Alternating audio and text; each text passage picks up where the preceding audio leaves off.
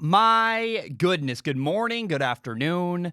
Whatever it is for you, I hope you're having a fantastic day. My name is Zach Schaumler. This is Strong Opinion Sports, episode 265. Every time I say the number, it blows my mind. We've done 265 episodes of this show. That's unbelievable. Look, we have a massive show today. I don't sound fired up. I'm so pumped. I've got a really, this is the longest episode we'll do in a while. Jam-packed with great stuff. I have a surprisingly large amount of stuff to talk about revolving around the NFL preseason. I got to say briefly, I want to share a story. I went to my dad's house last night, and we sat around the fire in his backyard. Me, my dad, and our friend Kevin. The three of us around the fire, have whiskey. And as I'm driving home last night, I left around midnight. And I just had this overwhelming feeling of gratefulness I want to share with you guys because I'm so appreciative of the life I get to live. I'm so grateful. I'm really grateful you watch, you listen, whoever you are out there. If you're watching or listening, I appreciate you. I'm grateful. I really am so happy and fulfilled. And I wanted to share that because I just am so grateful for the life I get to live and the show I get to do. It means a lot to me. Now, the biggest news right now, it's been confirmed, the NFLPA, the Players Association, told the players that there will be no 2020 preseason games this year in the NFL. So the NFL preseason is canceled. And, now most of the NFL heard this news, and they were so happy. They celebrated. It was a big deal, and they were just grateful. Because players hate playing games that don't matter, where they're not paid, and they're risking injury. Why would you want to play in the preseason if you're a starter in the NFL? There's no benefit. They don't want it. They don't want to play. And there is a small group of players that are affected. We'll talk about them down the road in a minute. But first, I want to say, I could not believe my ears when I heard someone call this move, the cancellation of the NFL preseason. Someone said, this is a massive deal. It's a big problem. I can't believe it. And I really don't buy it. People are saying, this is going to greatly affect week one of the NFL season. We're going to see sloppy games and teams aren't going to be ready. Week one's going to be a mess in the NFL. I just don't agree. I don't, maybe there's going to be a little tiny bit of sloppy play the first drive or two because teams are they haven't played in a while. It will be their first live real football game. But after the third drive, everything's going to be normal. The first quarter of the first game, you're going to figure it out, and second quarter is going to be great. Make no mistake, the NFL preseason is meaningless for most of the NFL, and it's really wild, and it's just weird to me how people have overreacted and said that's this really important thing. I don't buy it at all. Now here's something crazy. So Aaron Rodgers got a new coach last year, which means a brand new offense to learn, a new system. And you would think, well, he better play in the preseason. He's got to make sure he's on the same page as his receivers and the offense around him. If they're going to be in sync, Aaron Rodgers has got to play in the preseason to make it work. And I ask you, how many games do you think, and Aaron Rodgers made it to the NFC Championship game last year. He had a great year. How many games do you think Aaron Rodgers played in the NFL preseason? New offense, new coach, new system. Oh, wait, guess what? Aaron Rodgers didn't play in the preseason. He didn't touch the field one time during the preseason last year in 2019. Did not throw a pass. Oh, but the preseason is very, very important because you can't be ready without the preseason. And people keep saying, it's going to cause sloppy play. Shut up. Drew Brees, how many passes did Drew Brees throw in the preseason? 6. Drew Brees had one drive the entire preseason last year, threw 6 passes. That's it. Tom Brady, 3 drives, 2 punts. He stayed until they got a touchdown on the third drive. They got a touchdown, 12 passes, 75 yards, 3 drives. That's the entire preseason for Tom Brady last year in 2019. Matt Ryan threw 616 passes last year during the regular season. How many in the preseason? 28. Now, Lamar Jackson threw the ball 16 times in the preseason. He won the NFL MVP. My point is this. Stop telling me that losing the preseason is a massive deal. It's not a big deal. There's only one quarterback in the NFL that's going to be affected by not having the preseason. It's Joe Burrow. Joe Burrow was the number 1 overall pick in the NFL draft. He is expected to be the Bengals starter day 1, week 1. And my evidence for this is look at Kyler Murray last year. Kyler Murray played the first 3 weeks of the NFL preseason last year. He actually had a solid amount of throws, a solid amount of time last year. He was also a number 1 overall pick and the Cardinals starter day 1, week 1. But Joe Burrow is the only quarterback expected to play week 1 of the NFL season and be the starting quarterback in the NFL this year. Nobody expects Justin Herbert to play. Tua is expected to not play. They got Ryan Fitzpatrick. They got Tyrod Taylor in LA. And the reality about Joe Burrow is preseason or not, this year was always going to be a learning and growing year for Joe Burrow in Cincinnati. So how big of a deal is it on quarterbacks to not have the NFL preseason? It's not. It's not a big deal at all. Now, for backups, the preseason is not meaningless. For starting players in the NFL, nobody wants to play the preseason. Nobody wants to get hurt. It's meaningless for you. But if you're a backup, if you're an undrafted free agent, or you are a guy who's, they keep 53 guys on the roster, if you're number 54, the preseason is a massive opportunity. It gives you an opportunity to show what you can do on film. Video evidence of your skills. And film is very valuable. Let me tell you, a little over a year ago, I started playing college football again for a brief period. And I had to gather my film. And without film, I could not have made that happen. If I didn't have film and I had to literally show them video of me throwing at the time to make it clear, no, I can still play. I can still throw the ball. I had to film myself at a park to show them I still have the ability to throw the football. Without film, it's really hard to get a job or get a scholarship. Film gets people paid. It's very, very valuable. And so losing the NFL preseason is a loss for guys at the bottom of the NFL, guys you've never heard of, people who are backups that make the league minimum. They care tremendously. Now, for a long time, there's been this debate in the NFL. Is the preseason even needed? And some people say, astoundingly yes. Some people say no. And the question really is, how do you evaluate players without the preseason? This is why I love the XFL so much. The XFL, to me, was great because it was an opportunity to give players a chance to play. We'll talk about the XFL in a minute. I want to say first, though, coronavirus has changed a lot of things. And I gave you a whole reason why it's kind of meaningless. Players don't want to get hurt. They don't get paid. It's not a good deal for the players, especially the starting players. It matters for a small amount of people. I have a solution for that in a minute. But we've lost so many things during coronavirus, and some of those changes are going to be permanent. My favorite bar is gone. Low Bar, downtown Vancouver, Washington, gone forever. Out of business, closed, gone. And kind of like my favorite bar, something that's actually a true loss that I'll be sad about, I really, really hope that the NFL preseason is one of the things that we lose during coronavirus and never comes back. It'd be great. It's not needed. People keep telling me it's so important. College football doesn't play a preseason game. Yeah, they have non-conference games, and some of those teams play cupcakes week 1 or 2. But USC Alabama was week 1 this year. That's a big game. It matters. It's super important. There's no preseason leading up to that. You practice a bunch. You can't convince me that the preseason is super important. Drew Brees threw 6 passes in the preseason. He's not going to miss out on anything this year. Practice is enough for him. I don't buy it.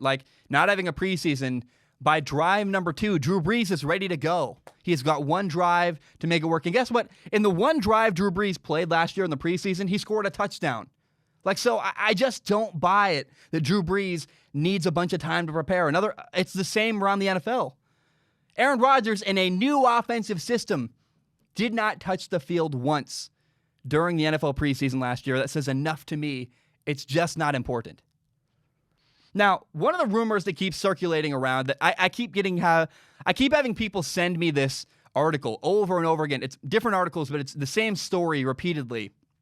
Is there are rumors that somebody's going to buy the XFL.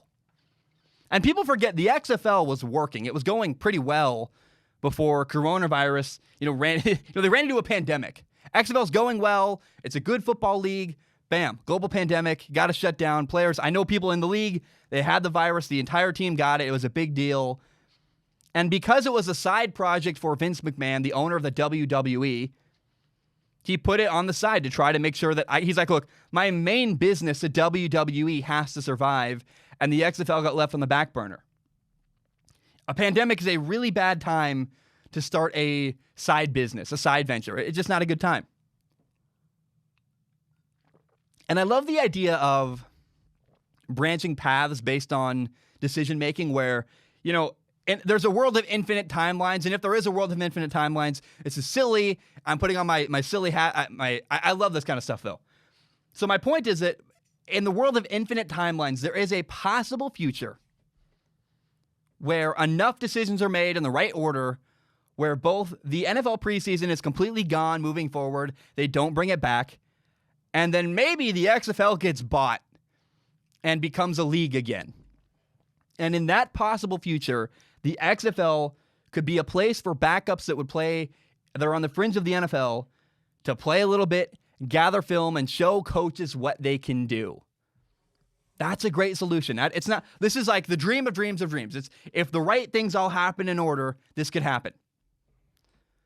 So the NFL's got this weird issue where the league, most of the league hates the preseason. Players don't want to play. They're not interested.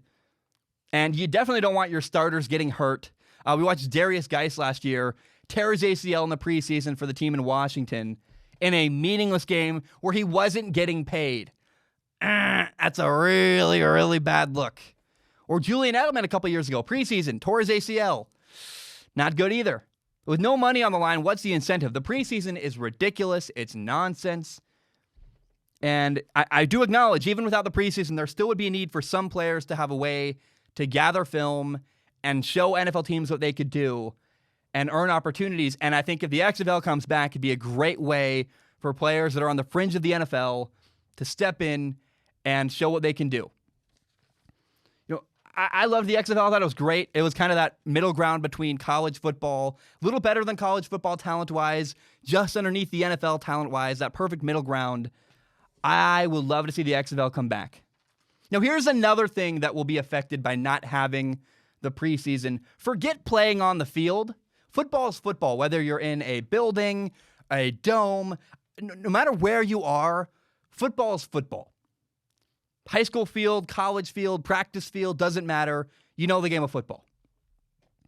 But one of the impacted things that not having an NFL preseason is going to be, one of the things that's going to be impacted is there's no rehearsal. There's no dress rehearsal. There's no day to practice the logistics of game day.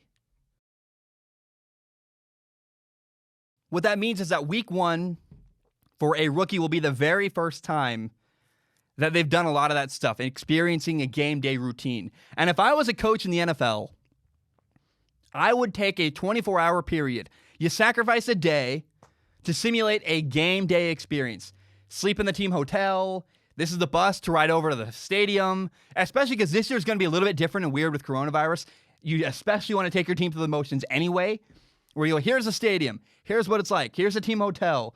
Here's what it's like to move stuff from your locker at the practice facility to the game day site. Let's go through the motions. Let's scrimmage. Let's practice on the stadium field. Let's get a rhythm so you know what it's like. Because what you don't want is for the very first time, week one, a player goes to the stadium to be their first time going through that entire routine. It's those little tiny details no one notices. Oh my gosh, I left blank. I left my stupid socks that are important to me for my undersocks. Whatever it is, you want to figure out that routine earlier than later. But again, I want to repeat this. When it was announced that the NFL preseason was canceled, the majority of the NFL celebrated. They were happy. They were like, yes, we don't have to play in meaningless games. We're not going to risk injury. We're not going to play in games where we're not getting paid. College football doesn't have a preseason. I just don't buy into it. Again, I go back to Aaron Rodgers didn't play last year in the preseason. Took his team to the NFC Championship game. Tom Brady had 3 drives, 12 passes, 75 yards the entire preseason. Lamar Jackson, 16 passes the entire preseason. Stop telling me it's this crazy important thing. It's not. I don't even know what happened to the quarterback. I didn't look into it because it's enough to me. I do feel sad for undrafted guys.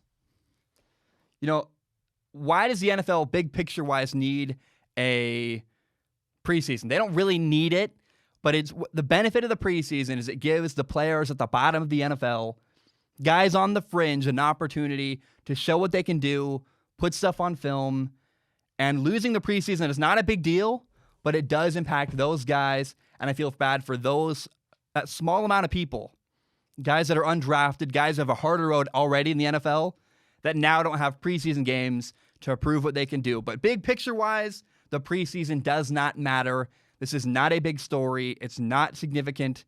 And I'm so shocked that people overreacted to that. And I know that's hard to convince you. People are like, probably really angry at me. Like, how could you say that? Because I'm sure the entire day yesterday, people heard sports commentators say, oh, it's such a big deal. We're going to miss the preseason. And I just talked about it for like 14 minutes in a row. So I get it. I know you're like, it's a big deal, Zach. It's not a big deal. It's going to be okay.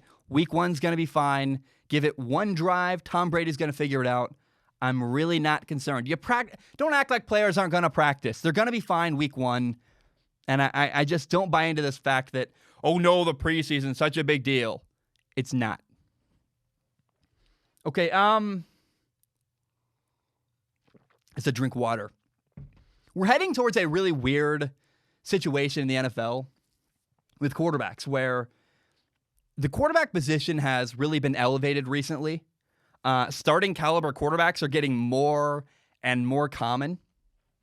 And if you look around the NFL right now, every team has a quarterback, and every team really, most teams have a plan long-term at the quarterback position. We've never seen a situation like this where we have 3 new quarterbacks joining the NFL next year. We have Trevor Lawrence, we have Justin Fields, we have Trey Lance from North Dakota State. We have all these quarterbacks joining the NFL. And I look and go, are they needed? Like, is there really a spot for them? Someone will find a spot, right? Somebody will be like, hey, Trevor Lawrence at that price is better than what I have. But how many teams really need a quarterback next year? The Patriots, maybe. They have Cam Newton, Jarrett Stidham. Now, the Colts make sense. They have Phillip Rivers. He might be on his final year. But he signed a 2-year contract, I believe. The Steelers have Big Ben. He's getting older. Maybe he retires. Drew Brees in New Orleans is getting older. But aside from those teams I listed, the Raiders have 2 quarterbacks. They have Marcus Mariota and Derek Carr. I'm not sure either of them can play, but we'll find out. The Bears got Nick Foles. They're okay. My point is there's not really a lot of vacancy throughout the NFL. Now, I am not confident that Justin Herbert, the quarterback of the LA Chargers, is going to work.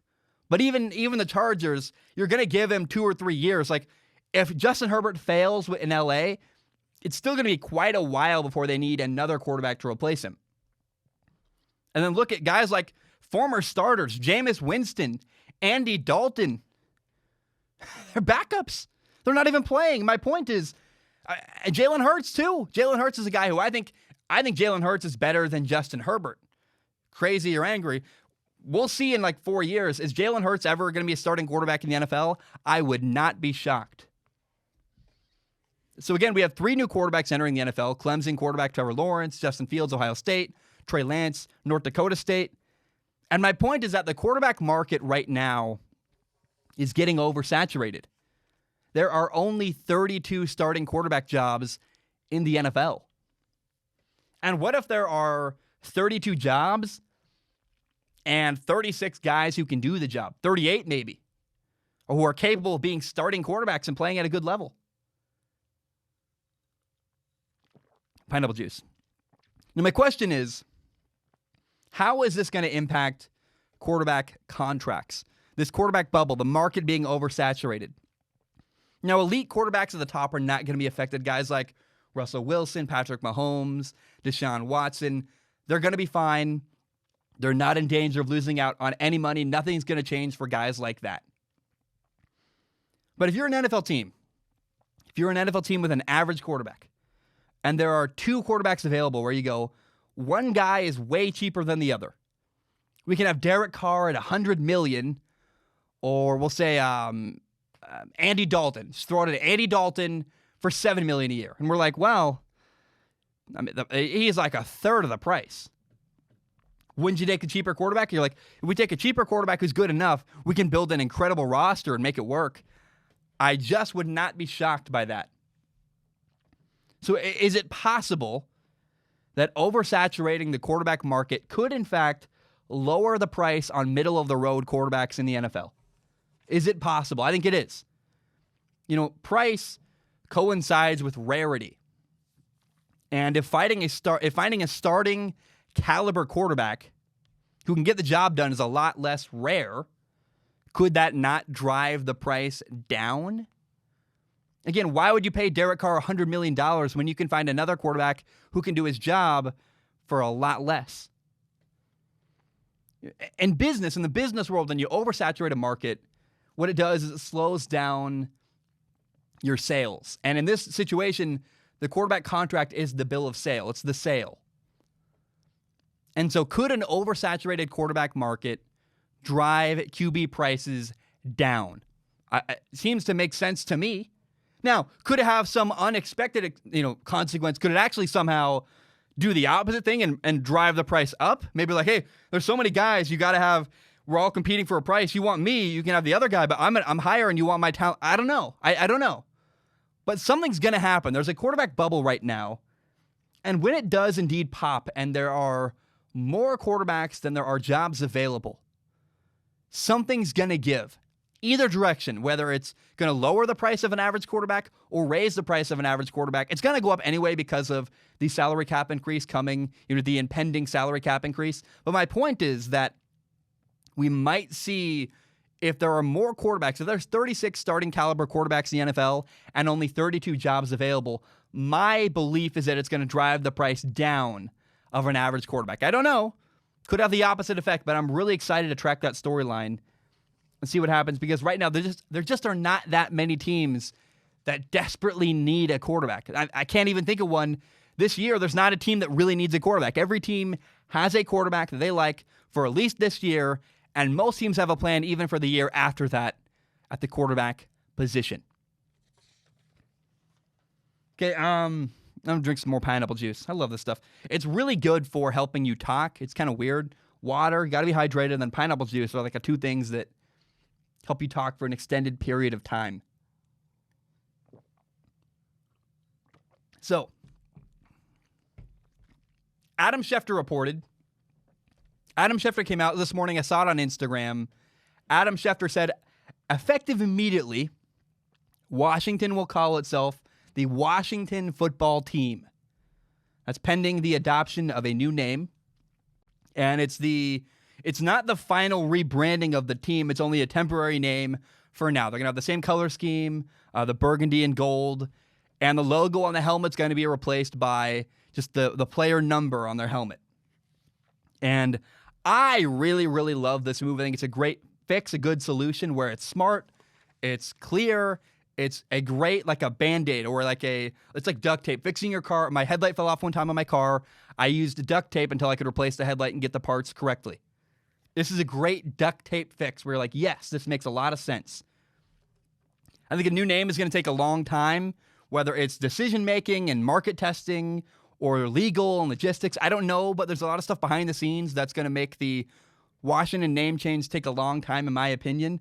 And they need a plan for week one, concrete and, in place. And it might be that this is what the Washington football team goes by the entire rest of the 2020 season. Like, they might, for the entire year, have these uniforms and this name and stick with it for a while. And honestly, it might even stick after that. I like calling the Washington football team is not a bad name. It's not terrible. Do you really need a cheesy mascot? I don't know. There's a college near me called Evergreen College. They have a mascot called the Evergreen Gooey Ducks. Like the Gooey Ducks, it's like some weird seafood thing. It's a terrible name in my opinion. I think they might be better off just going by the Evergreen College basketball team, the Evergreen College baseball team. Why do you need a mascot if it's a terrible name like the Gooey Ducks? And so I actually think it's not a terrible idea to maybe just stick with the Washington football team. At least for now, it's a great idea.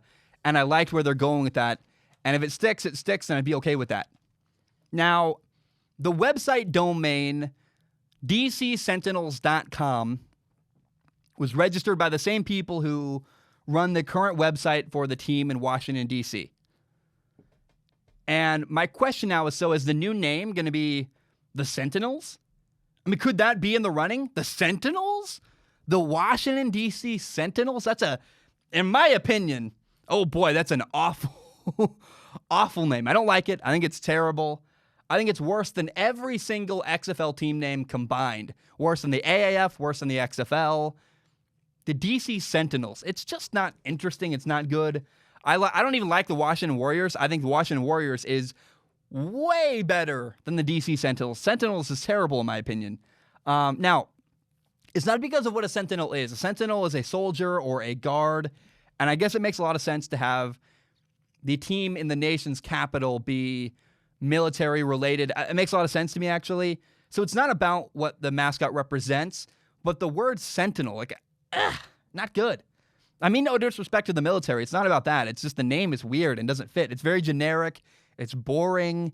I'm not in favor of it. I don't like it at all. Maybe, I doubt this. Maybe it's meant to represent the mutant hunting robots in X-Men.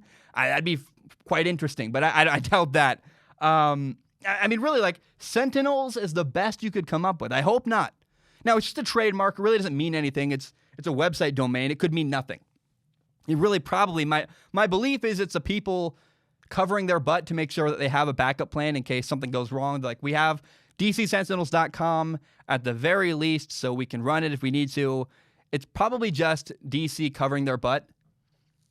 But, and maybe also, there's a reason why this came out to the public. Maybe the reason why this got out there and was leaked out was because they're testing the name. They put it out there to see, hey, do people like the name Sentinels? I do not. I think it's god-awful. It's terrible. I'm not a fan. Maybe other people react and they like it. This is my preference, not your show. I don't like Sentinels, but if someone does, maybe they do, and maybe that's a name they go with. But I'll tell you what, I think Sentinels is a terrible, terrible name. Not a fan. Don't like it. Please do not name the team the Sentinels. Get more water.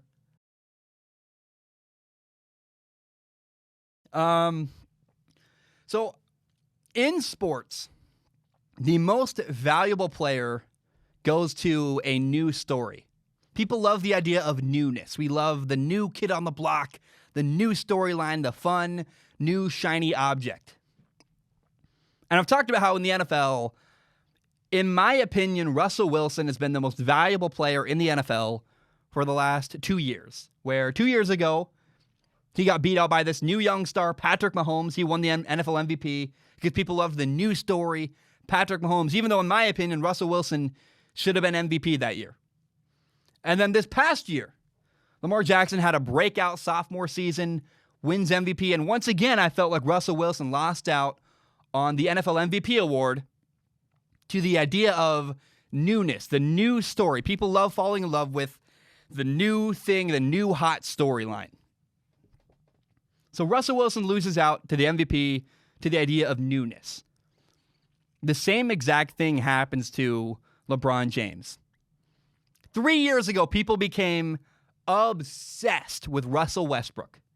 He was averaging a triple-double, and he won MVP, not LeBron James. Now, the very next year, Russell Westbrook once again averaged a triple-double in the NBA, and nobody cared. Oh, wow. Well, last year, the triple-double was the most incredible thing ever. But people in the NBA moved on to the next big story, James Harden. Oh, he's got the beard. He scores a lot. He's doing cool stuff. Can you believe it? And then last year's new shiny object was Giannis. And Giannis, I have no contention there. LeBron was on a bad Lakers team. And LeBron didn't deserve it last year. Giannis did. I like that one. I love Giannis. But my point is this, that MVP usually goes to the new story.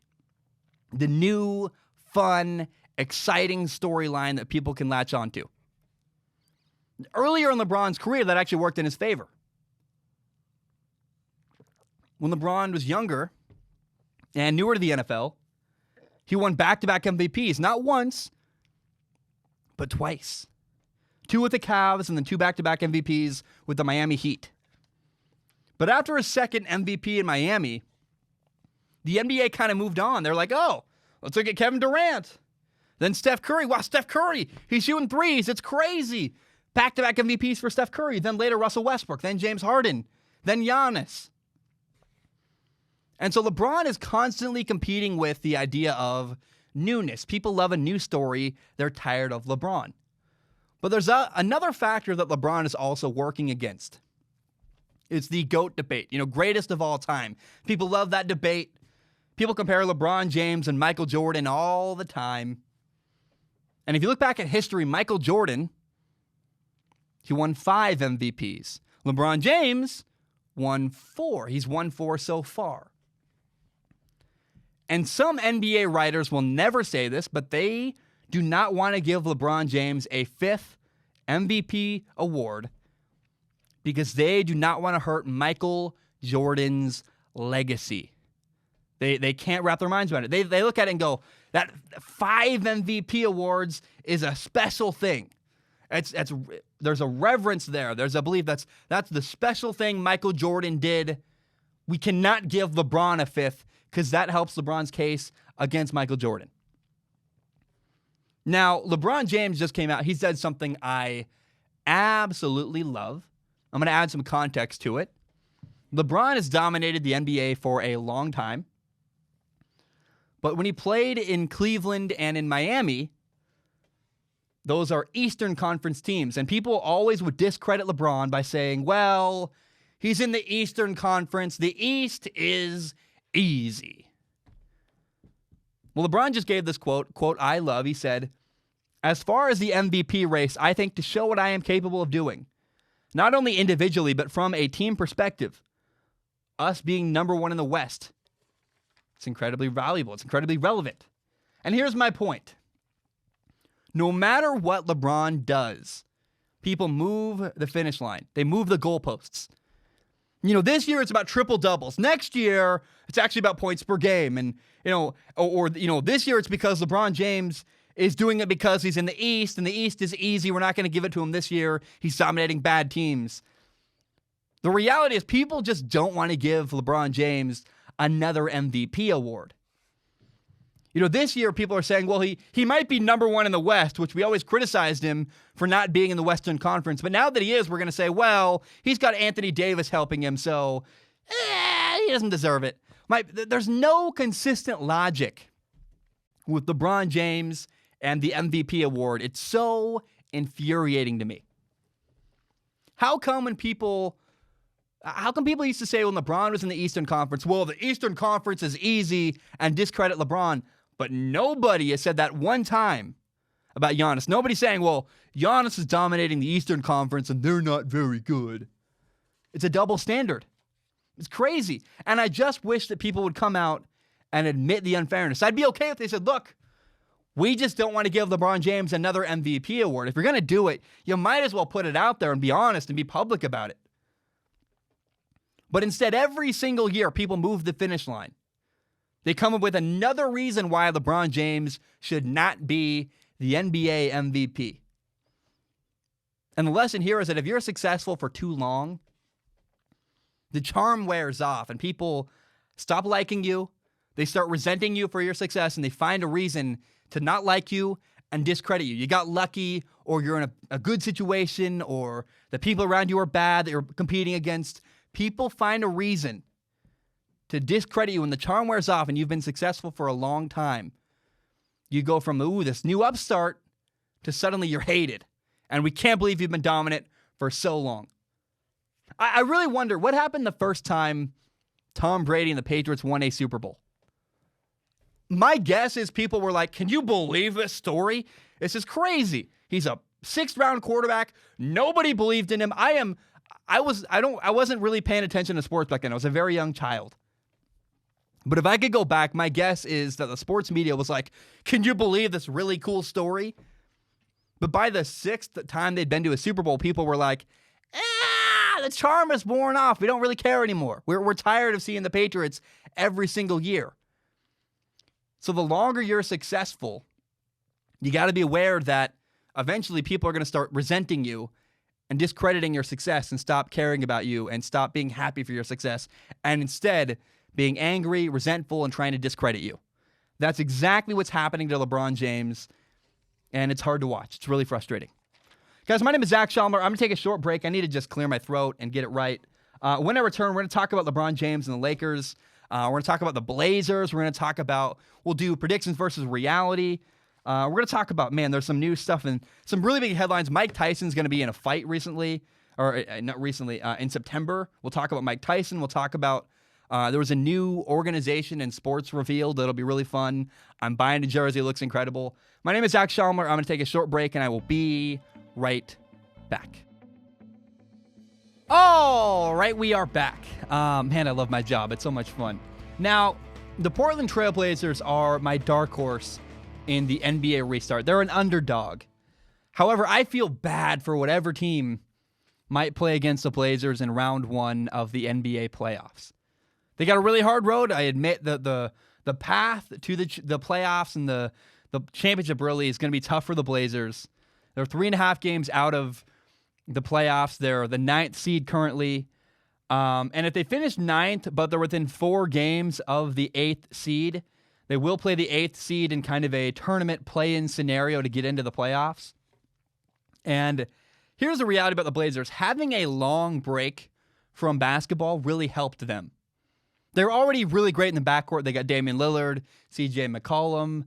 They have the 10-time All-Star Carmelo Anthony, who's a really interesting redemption story where we thought his career was over after some bad last couple of years. He's made it work in Portland and kind of revitalized his career to some degree. And even if it's not the greatest, it's fun to watch him. He's a good story to root for. But the break gave Zach Collins and Yusuf Nurkic a chance to heal and get stronger. You remember that 2 years ago, Yusuf Nurkic had a horrifying leg injury, hadn't played at all this year so far. The break gave him a chance to heal and get back. And he's incredibly underrated and undervalued. Yusuf Nurkic is a big deal. This is not the same Blazers team that was the 9th seed the month that the NBA was shut down and took a break because of the pandemic. They're healthier. They're stronger. They have Zach Collins back. Zach Collins is a former Gonzaga star. He's back. He's better from a shoulder injury. He's been working really hard. The local Portland News, where I live, covers his journey a ton. He's been training really hard. People I know in Portland that say they've worked with him and seen him do stuff, he's at a different level. He's playing really well and really prepared for the NBA season again. I just go back to the break helped the Blazers. They got 2 great role players. Remember Rodney Hood? Rodney Hood was a role player with the Cavs back when they did well with the Cavaliers. He's averaging 11 points per game. They have Hassan Whiteside, who really stepped up at center, filling in for Nurkic when he was injured, giving them some height inside. I just go back to the Blazers are so much better than their record would show. But here's the thing really working in favor of the Portland Trail Blazers. The Blazers have nothing to lose. Nothing. They're an underdog. They're playing from behind. Some teams are guarding their lead. There are some teams in the playoffs that, they're like, man, these 8 seeding games, we just got to hold our position. We can't lose our spot in the playoffs. The Blazers are not in that position. The Portland Trail Blazers are playing from behind, and that's incredibly, incredibly freeing. They can go all out. They got nothing to lose, and having fun matters.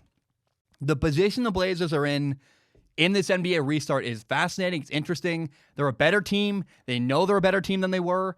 And because they're an underdog with everything to prove and nothing to lose, there's going to be people rooting for them on social media. Every night when they go back to their hotel room, they're going to get an emotional boost by looking at social media, seeing people go, the Blazers, oh my gosh, it's awesome. Can you believe it? It's so exciting. And so I got to tell you, the Blazers are my underdog team. I can't wait to watch them, and I cannot wait to see what happens with the Portland Trail Blazers. What do they do during the NBA restart?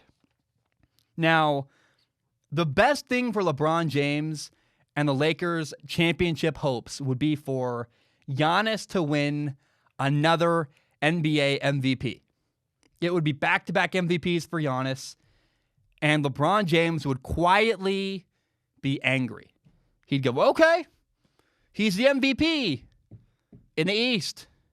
Where When I was in the East, everyone said it was easy, the easy East. Okay. I see your double standard. I see it. But guess what? Me, LeBron James, I'm going to show you who the real MVP is.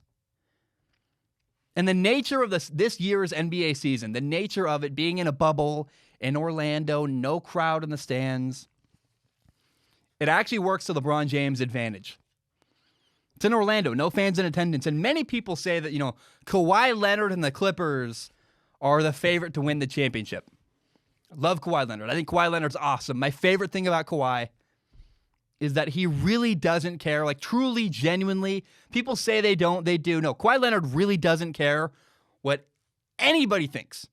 Kawhi Leonard does his own thing. He just wants to play basketball, do well, and win. He's got this mentality that nobody really seems to value. He just is a different dude who doesn't care about what you think. He cares about winning. There's that mentality where he wants to win. That's it. But weirdly enough, and you would think the opposite, but weirdly enough, I think that having fans in the stands actually would have helped Kawhi Leonard, even though he doesn't care that they're there. Because to LeBron James, imagine the Western Conference. We're in the Staples Center, Lakers, Clippers, 20,000 people. LA's divided. The stadium is just massive. The arena is crazy and awesome. First of all, I'm sad we're going to miss out on that moment, but I think the way it's going to work out this year we're going to probably get Lakers, Clippers in the Western Conference Finals, I hope. And there may not be a crowd in attendance. It may not be the Battle of LA it would have been. But it's going to be way more memorable because of the coronavirus and the setting, the pandemic. And in an arena full of people, 20,000 fans, max capacity, LeBron James would play to the crowd. LeBron James would care what the crowd thinks. He'd be around it. He would care. He'd play to them. And Kawhi doesn't. Kawhi would just ignore the crowd. It's not a big deal to him. And you would think, okay, because they're playing in an empty gym, LeBron likes the crowd, feeds off of him. Kawhi doesn't care either way. You would think that would actually help Kawhi in the situation, playing literally in a gym. But I think quietly having to go against LeBron James, who's basking in the spotlight of the crowd, I think that would have been incredibly motivating for Kawhi. He would have been quietly more focused. And I actually think having a crowd would have helped Kawhi in a matchup against LeBron James. The crowd would become white noise. The crowd becomes white noise, background noise. He's focused, he's angry, and he sees LeBron James doing his thing, showboating, saying hello to the crowd. He's like, I'm going to kill this guy. I am going to beat the Lakers and send them home crying. So in 2020 this year, though, these NBA playoffs are in a quiet gym. There's no fans. It's mano a mano. It's like a fight in an alleyway. It's just you versus me. It's kind of like the NBA Dream Team practices when you watch the ESPN documentary from years ago. You're like, wow, it was just dudes scrimmaging in a gym. It's very similar. And in that setting, even though there's no crowd, I think the advantage goes to LeBron. Here's the other thing. Not only is LeBron eager to prove himself, and I think in a one-on-one setting, who wins? Like that intimate, quiet, who's got more dog? I think it's LeBron. But LeBron does very much care about his legacy. And this year, 2020, the 2020 NBA playoffs are the biggest stage ever. Ever. Everybody's stuck at home. Everybody's miserable. Coronavirus is going on. We're stuck at home. It's an election season. The news is terrible. I hate looking at it. Everybody needs something good to watch and something to root for. We are desperate in America, looking for a reason to be happy and excited and smile and have fun. Everybody's going to watch the NBA Finals. The world is watching. And everybody's going to talk about this year's NBA Finals for years to come. It's a massive setting. The stage is set. And on the biggest stage with the most eyeballs ever, are you not going to bet on LeBron James? Are you not going to pick LeBron? It seems like a mistake, a bad, like a fool's errand, a fool's bet, silliness. If you're not going to bet on LeBron in that situation, I don't know what you're doing. Especially if LeBron James doesn't win MVP, he's got everything to prove. a big stage. They picked Giannis instead of me. They said he's the most valuable player. Okay. I'll show you with everybody watching. That is why LeBron James and the Lakers are my favorite to win the NBA championship this year. The lesson I've learned in sports. Look at LeBron James' age. He gets older and he keeps improving and keeps staying relevant. The two people I will never, ever bet against in sports, Tom Brady and LeBron James. Every single time you think they're done, they exceed your expectations. And until they're really done and it's very clear, I'm not going to pull the cord too early. Until LeBron gives me a reason not to, I'm going to bet on LeBron every single time. Him and the Lakers are absolutely my favorite to win the NBA Finals. Okay, the NHL announced a new expansion team in their league, the Seattle Kraken, Kraken. Look, I saw a really funny comment on their Instagram post where people are like, are you going to call it the Crack House? Is that what you're going to call your stadium? The Crack House are the fans going to be called the Crackheads? It's silly. It's fun. I like it. But actually, the name Seattle Kraken is quite interesting. I like the name. And here's what they really, really nailed. They made this video. It's on their Instagram page, the official Seattle Kraken Instagram page. There's this really sweet edited video with like a storm and ship, and it's really dark. And if you look at me, like my shirt and my studio, it's pretty clear. I like dark tones. And the hype video is great. Really sweet filmmaking. And the logo, the graphic design for the Seattle Kraken, oh my goodness, phenomenal. I looked at it and went, this is really, really great, phenomenal work. They have this really cool logo. It's an S with like a serpent's tail in the middle and this red eye looking out. It's all ominous on the black background or the dark blue background. And then they have this alternate logo. It's a ship's anchor, and the point of the anchor is actually the Space Needle, and you're like, man, that looks cool. The graphic designer, whoever made the logos for the NHL team, the Seattle Kraken, well done, my friend. That's phenomenal. And the executive who hired him did a great job. He deserves credit. He or she deserves credit too. Whoever hired that graphic designer, he, she, whoever they are, everybody in that situation deserves a lot of credit, man. The logo's phenomenal. And the jerseys are sweet, man. The red eye looking out of that S, to me, is so cool. I'm buying it. The minute I have money and there's an opportunity to buy one, at some point, I'm going to buy one of those Seattle Kraken jerseys because it's just too cool. I think the coolest jerseys already are hockey jerseys. They look really cool when you wear them with jeans and a t-shirt. I just like how they look. And I know I live in the Portland area, but I really have no affinity to Seattle. Seattle's not my city. I don't really care. But, man, the logos sold me. The Seattle Kraken logo and graphic design, outstanding work. It's phenomenal. Great job to the NHL. And, hey, I'm excited. I don't know what they're going to do. The product might be terrible on the field. I will still wear a jersey because it just looks cool. It's one of those rare logos where you go, man, like the Jets logo is not memorable. The Jets logo does not stand out to me. And there are so many logos like that in sports where you're like, and the Jets is the first example I thought of. There's not really very many logos in sports you go, wow, that looks dang good. Seattle, that looks dang good. Really well done. Very well designed. Stood out a lot to me, and I really liked it. In other news, Mike Tyson announced that he's going to have a fight against Roy Jones Jr. on September 12th. Now, the key word used in the announcement was that it's an exhibition match, meaning that, like, I think it's a meaningless fight, ? Whatever that means. I have no idea what to expect. Actually, I will say my expectation is that I don't think these guys are going to be trying to kill each other. Mike Tyson is, in fact, 54 years old. Mike Tyson is 5'4", 54 years old. In his 50s doing a boxing match. You know what, though? Good for him, honestly. Like, the sports world right now needs entertainment. We need something to watch. And even if this is a terrible idea, I'll watch it. It'll be fun. It'll be interesting. Even if it's a bad fight, I think a lot of people are going to agree they're going to watch because it's like, what the heck? Mike Tyson, 54 years old? Wow, I guess, like, fine.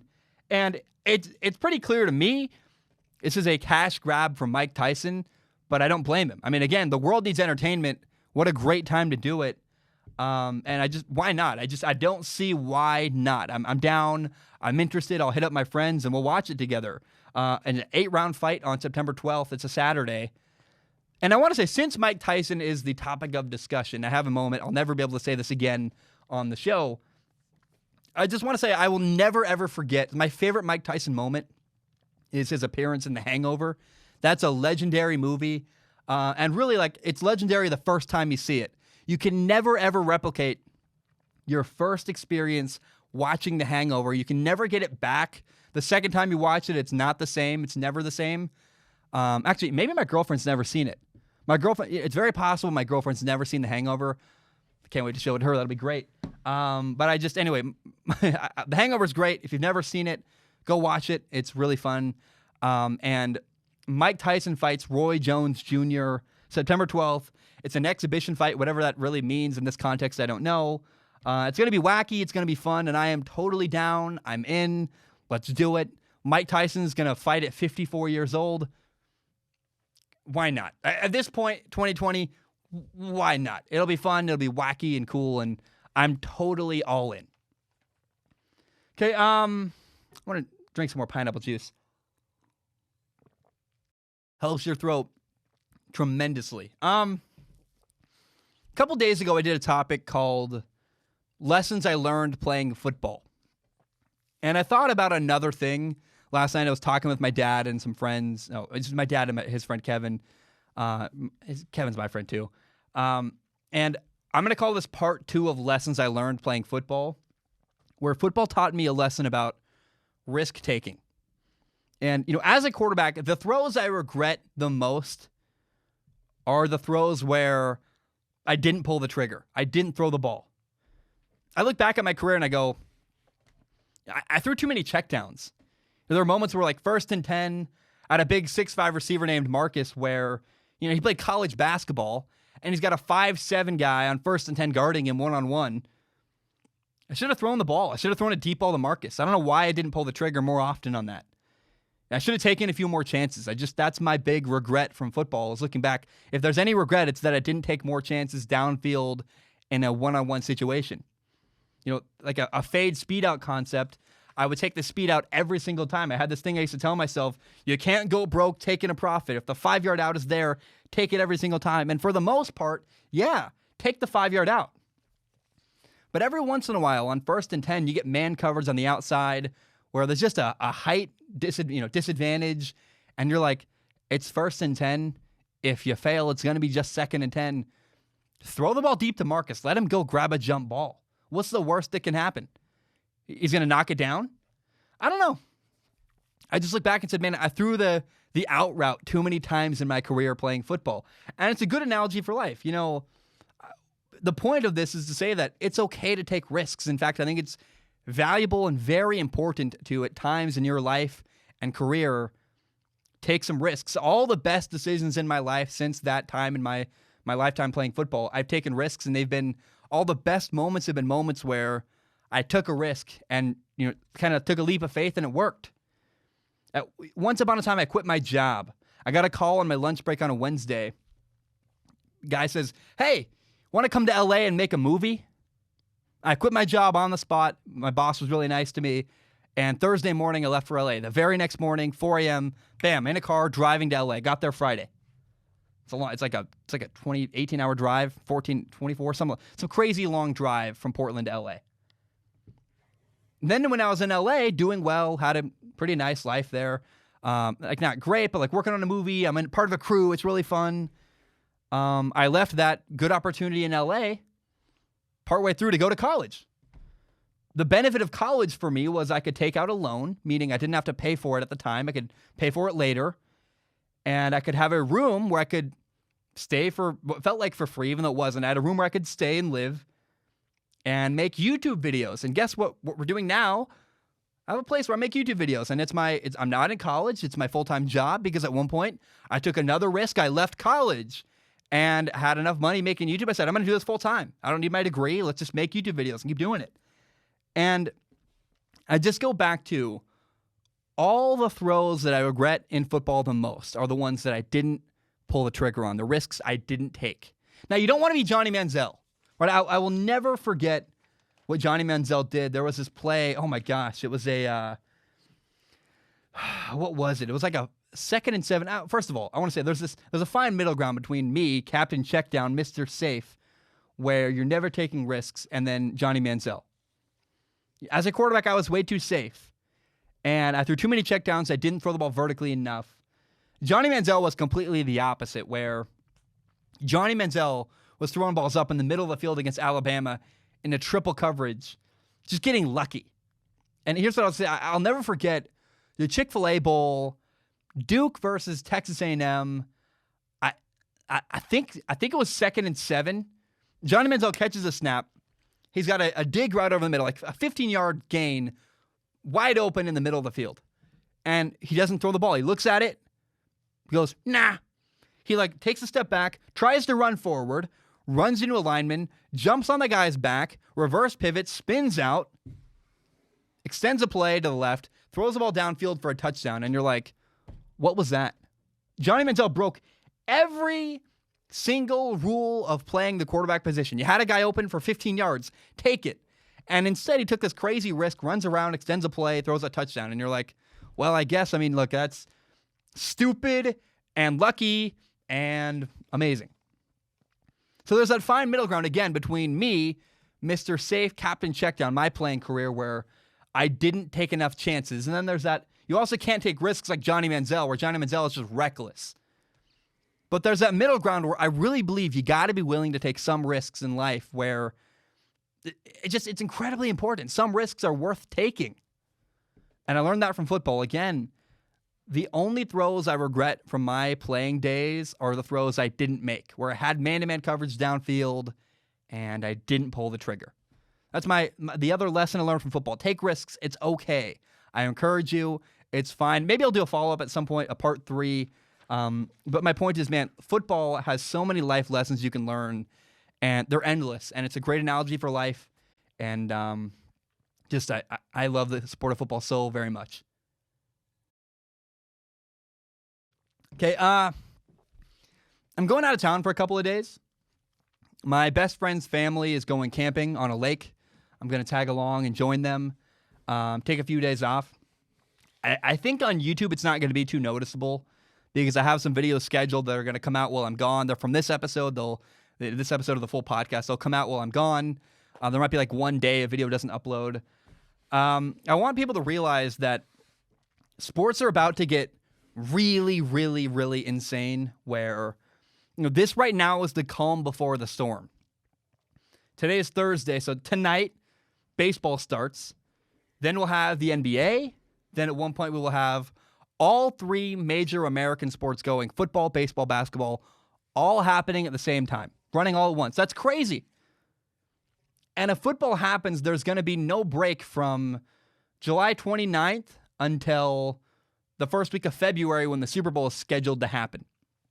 And so I'm going to take a couple days off. I'm going to reset my mind. And I got to be honest, I need a mental reset. I think the microcosm of this, I knew I needed a break anyway. And then I had a comment happen on YouTube where not only has 2020 been tough, there was a comment on YouTube where some mean dude, normally comments don't bother me, but this guy goes, you're not as smart as you think you are. And for whatever reason, it really bothered me. I was like, what do you mean I'm not as smart as I think I am? I'm a guy who loves sports. I don't know what that means. And I got so mad I deleted the comment, which I never do. If people hate me, that's fine. I leave their comments up. It's like kind of a free speech thing, and they can say whatever they want, and I try to just let it be. For me, I felt awful because I read this comment and I wondered, does someone watch my show, and do I come across as arrogant and, like an arrogant prick? I hope not. That'd be awful to me. But I have felt myself recently kind of getting, and it's a global pandemic. I don't know what's going on, but I've just felt myself getting more and more, a little bit snarky, a little bit more combative. And that's not what's in my heart. I don't want to be that guy. Again, I love sports. That's my heart is I love talking about sports. It's my favorite thing in the world. I love my job. I'm so happy.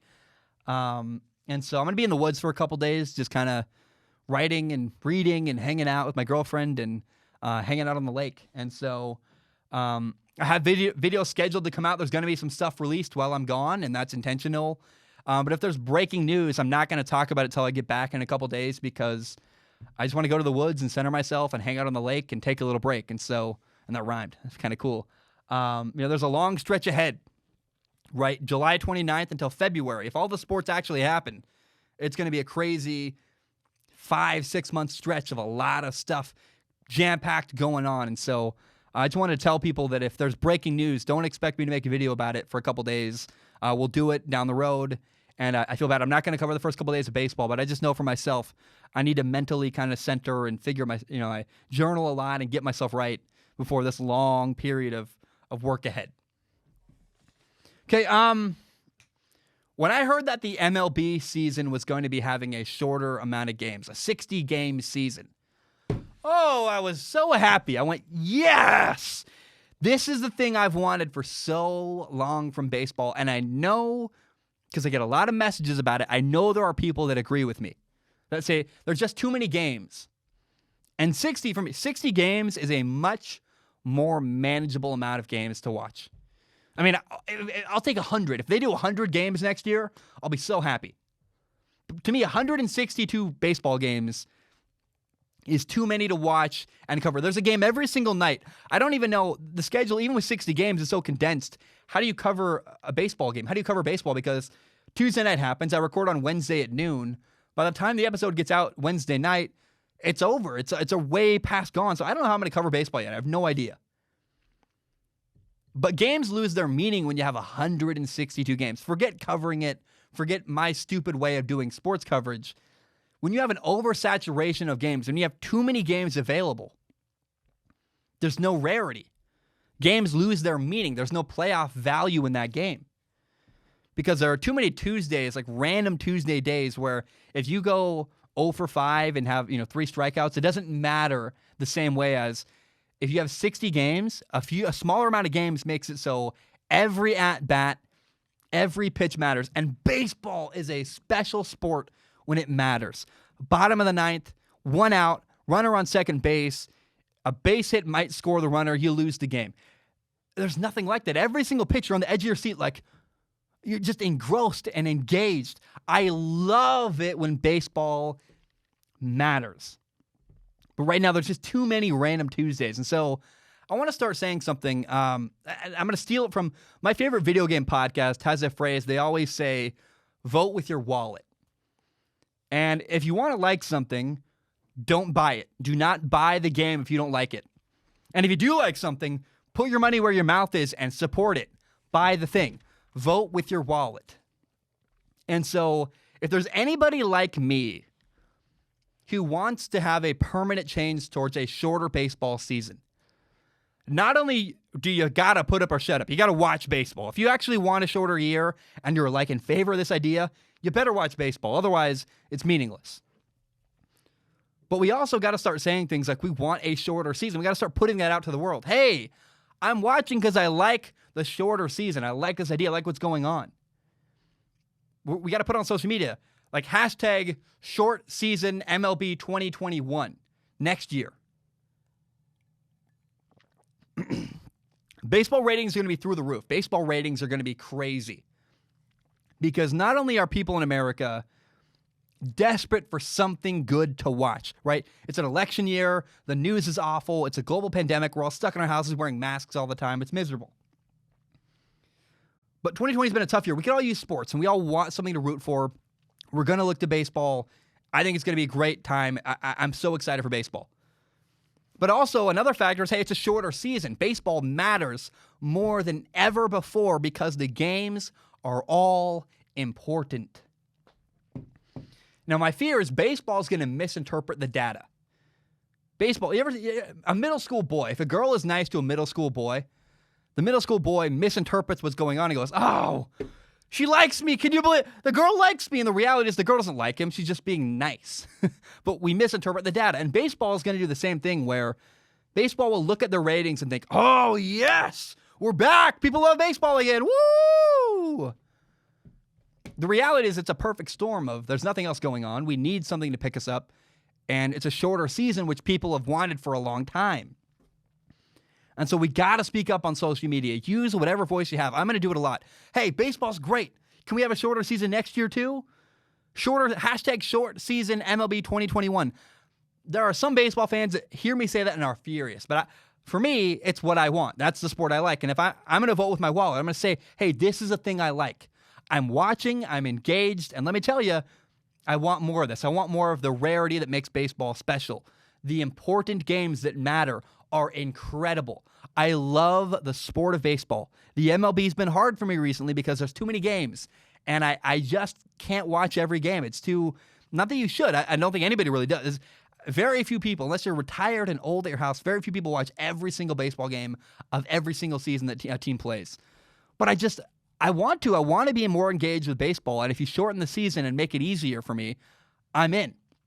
And not just make it easier, but also, let's be honest, a 6-game losing streak in a 162-game season is not a big deal. In a 60-game season with way few, like less than 100 fewer games, if you lose 6 games in a row, that's a really big deal. You're in deep trouble. Baseball needs to have their games matter. So I'm going to be watching this year because of the shorter season.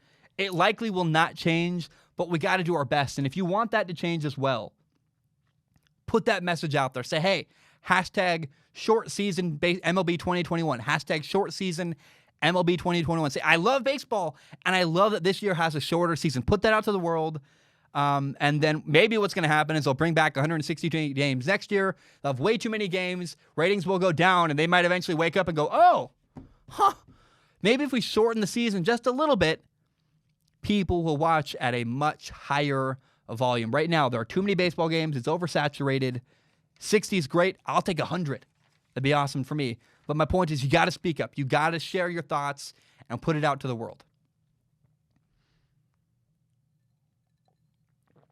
Okay, that's like my thing. I go, okay, that's like my stupid nervous tick between every topic. I'm noticing that. No one's ever pointed that out to me, but I can tell from myself. I always try to listen for those. It's not good, Zach. Don't do it. There we go again. Every year I do NFL predictions. I do a segment on each team.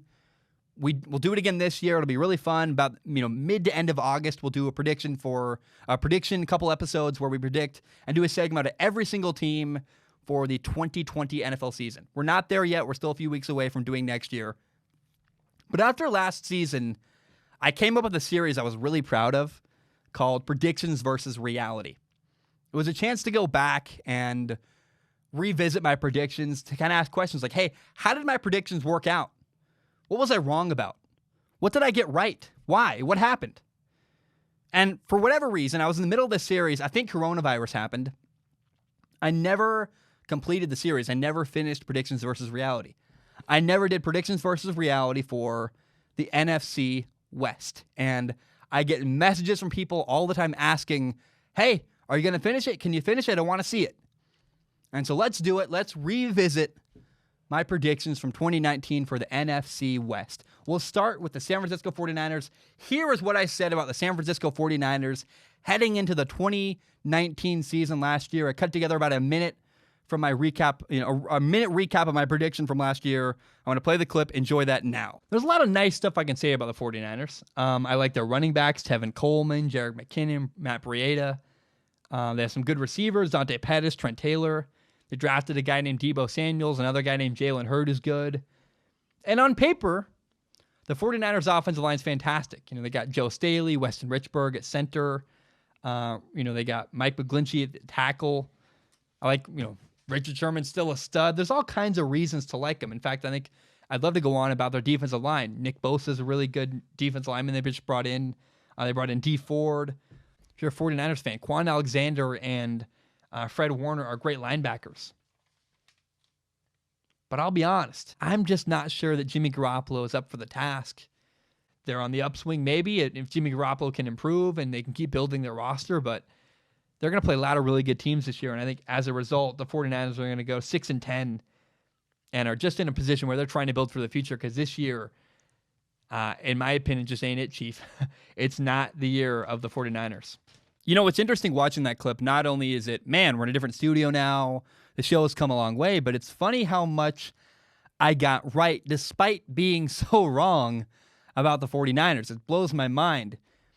I had the foresight to see how good the roster was. I could tell, oh, wow, great running game, head coach, good defensive line. And I think I got stuck in the mud a little bit on one detail where I kept saying in my head the 49ers are 2 more years away from a Super Bowl. That's kind of how I felt. I'd been saying that the whole time leading up. And obviously the 49ers went to the Super Bowl this year. They lost to the Kansas City Chiefs. And oddly enough, I believe the 49ers just peaked a little bit too early.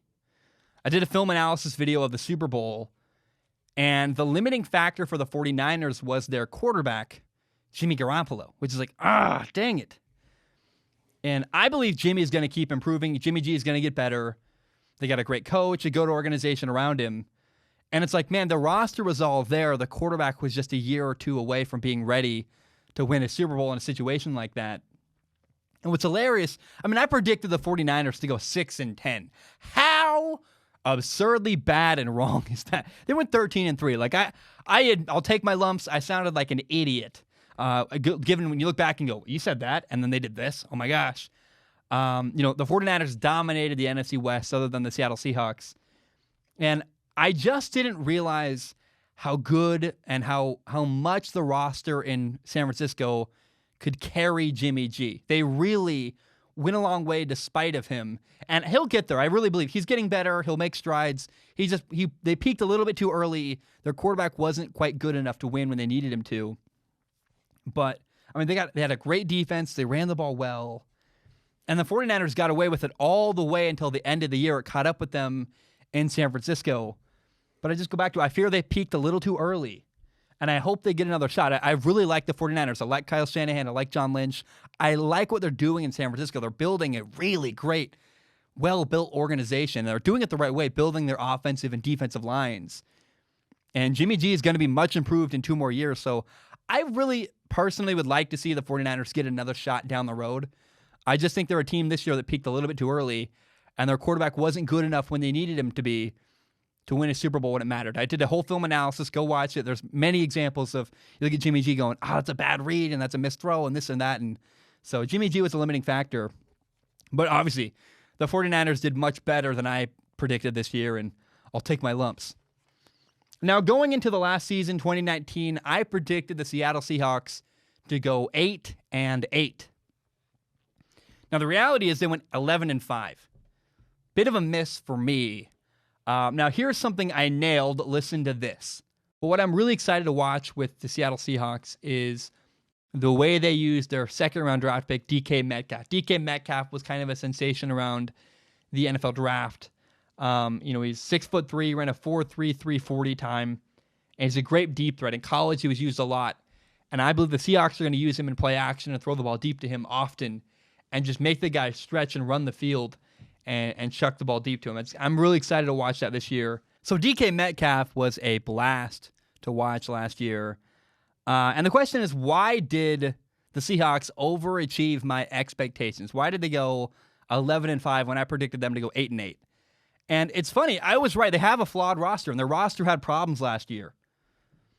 But the reason why the Seahawks did better than I predicted was Russell Wilson. In my opinion, Russell Wilson should have won the NFL MVP in 2019. He was the league MVP, in my opinion. He would have got my vote. The Seahawks won a couple of games they really shouldn't have because of Russell Wilson. He was the most valuable player by far. The most impressive performance of the year from anybody, to me, was Week 10, Russell Wilson against the 49ers defense. They beat the 49ers, and they had no business beating them. And he played the 49ers defense twice. Nobody played the 49ers defense, even Patrick Mahomes, who beat them in the Super Bowl. Nobody played the 49ers defense quite as good as Russell Wilson did last year. The best defense in the NFL. Russell Wilson handled them better than anybody else. RW should have won the MVP last year. He had an MVP level season, and he single-handedly screwed up my prediction. That is why the Seahawks went 11-5 rather than 8-8. Now, I predicted the Arizona Cardinals to go 4-12 last year during the 2019 season. go back and watch my prediction video for them. I nailed the overall theme of the year for the Cardinals. They went 5-10-1. You know, they were a smidge better than I expected by like a tiny amount. But I was right. This was a growing year for Kyler Murray. I was also right to say, man, the offensive line was better. The defense was making strides and getting better, making progress. But it was a growing year for Kyler Murray, where the year and the season revolved around him. But they are building something in Arizona. I was right about that. Last year was a building year for Arizona. But the Cardinals put themselves in a position with a good head coach, Cliff Kingsbury, a new receiver, DeAndre Hopkins, Kenyon Drake at running back, a great quarterback, a better offensive line. The defense with Isaiah Simmons are just getting better and better. The Cardinals are in a position to do really well this year. And part of it is because they took last year and built their team and were patient. And they're really building something, in my opinion, in Arizona. Now, the LA Rams, last year for the 2019 season, I predicted the Rams to go 12-4. Oh, I was hilariously wrong. I was only 3 games off. The reality is the Rams went 9-7, but I also predicted them to win their division. I even stupidly threw out something like they could go back to the Super Bowl. And I feel that's like the most embarrassing thing in that whole prediction video. I'll go, oh, Zach, you were wrong. And I'm not too embarrassed. You make a prediction, you expect, hey, I might be wrong. But in fact, when the year ended, though, not only did they not make the playoffs, they didn't win their division, they didn't make the playoffs. They really underachieved compared to what I believed they would do. But I even was left wondering after the year, is Jared Goff, their quarterback, any good? It was that bad last year. I went, oof. Now, my biggest question mark going into the year, even in the video I talk about it, was their running back Todd Gurley, where he'd gotten hurt the year before. He really seemed off at the end of the year in 2018. And last year, he underperformed in 2019. He actually got cut in the offseason. He's now no longer a member of the LA Rams. And now, I got to dive into Jared Goff's film. I will admit, I want to tell you, I want to be honest and say I know what I don't know, and I don't know why Jared Goff was so bad. I think it's going to take a really deep dive into film to explain that. And I don't know, was it his offensive line? I don't think Sean McVay suddenly became a bad coach overnight. I think Sean McVay is a good coach. They had Cooper Kupp back from an injury. What happened? Why did things go south so quickly for Jared Goff? Was it that the running game with Todd Gurley and the offensive line was bad? I don't know. But it's going to take a film analysis to figure it out. But something went very, very wrong in LA last year. They went 9-7. People say they could have been a playoff team. They were in contention. But my expectations were they were going to be up here. And they really ended up a little bit farther down here. They had an interesting defense. They had to trade away Marcus Peters, but they got Jalen Ramsey from the Jaguars. They have Aaron Donald. There are some pieces still in LA. They're not a team in complete tatters. But whatever happened with Jared Goff, I just got to dive into film and figure it out. I haven't done it yet. So I want to be open and honest about that. But that's whatever happened with Jared Goff is what will explain what happened with the 2019 LA Rams. All right, guys, that's all I have. Thank you so very much for tuning in. I really, really appreciate it. Hope you have a great day. I'm doing well. I'm off to the lake. I'm going to go sit on the lake on a boat with my friends for, a couple days, wear sunglasses and swim trunks and just hang out. I just want to say thank you so much. Your support on Patreon and watching the show and listening to the show, it has really changed my life forever, and I'm so grateful. I just am grateful. So, guys, I love you so much. I'll be back in a couple days. Hope you have a great day. Bam, we are done.